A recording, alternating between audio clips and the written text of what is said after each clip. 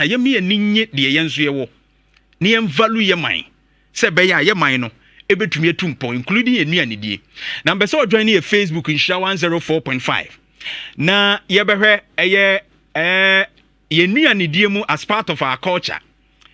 The President of the Republic aduane a na o take as a lunch na bra behwe John Dramani Mahama aduane no na ye kan yi udidi ye nso a eboa ye nuane a na ewi kane ya boampisi anya kontomre de enwo aguso na fufuo so a ye kyese ehu a unse enuane no bia esefata bia wo se aduane mu na wadi na esiesie nipadua tie na nanom ye maame mo ye nuane ya na edi timi di mfinhia wo ha emfinhia wo ha na ekire na oda so te ase abrewa poso sanse ne ye value de ye wo na ye nkofa broni de mfiri ayisi ye ba bedi mu perfumes ahodo egugum ni ade se ye ba bedi ase ye we de ne ye di ye de no ye de ne ye enti no na emma yetimi tena seche enade ye ne ehu ya sakura kofa ebinum amamre e de chemicals ne e de doafu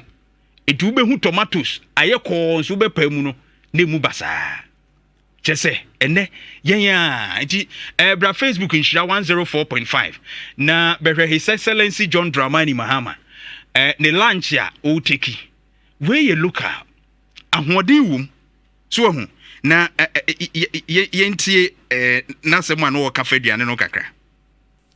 There's coconut coffee. Oh, what we used to do with it. Yes.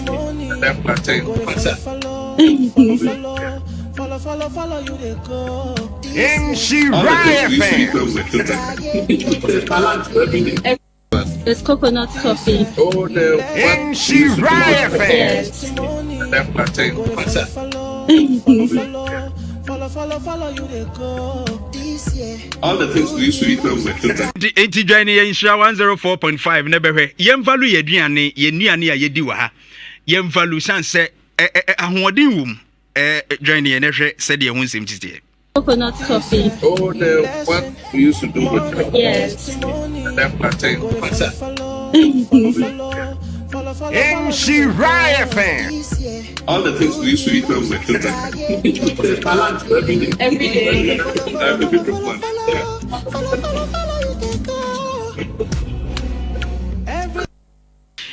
Enti join ya obehu His Excellency John Dramani Mahama kokko nom na nkate na wohwe a ye local yi kurikuri bi kura gu nchen ni nyina bi egu nchen ene eye kube no mo de aye no makakra wo nchen a ni nyina ye local ayi a na chese odi uba Nhyira 104.5 Facebook a ubehu ye local aduane a wodi ye aduane a ye ne hayi kakra kakra yi obeka ne se sebe ne ye hiafo aduane aduane a uni sika na wo se mo men ne akeka ne saa ne ye yi ti yem value ye de ne a order na abrochire nuani ne ye prugum na mayen eye ohawa hudo bebre woni paduam aduane a wodi saa bode a ya totun ya edemu yi potassium be wo mu nyagro ti ukura wo mu jamro so a etimi eboa wo ene asichire yade etimi boa wo yi pa wahu na fiber no so amanipadua no ntimu adeda ho ne wo yam kura no atumi ada ho kama so wahu na vitamins ahodo esa wom ti wobeka se aduane bi keke yenuane no enuane nura na ewom no na ka ho bi na yetimi ye nananom ne ade timi nyini buru mfinhia wo hade kwa akire na yenuane pa ye value de ye wonti na etimi boaye bene oto no a order soche na ete yiram no asese ne nyina de agu nipadua nim okune ho but on share sad ye nso ese ye go back na ye kofa said ye way of life ya mamre ne ya mane said ye nanti musitie sanse yes ye taste sesa yes nsa kire baba ba bi ye de ye kono enye ba bi ye sefata na minim se ye duane die nso ka Ghana ya mamre ne ya sesa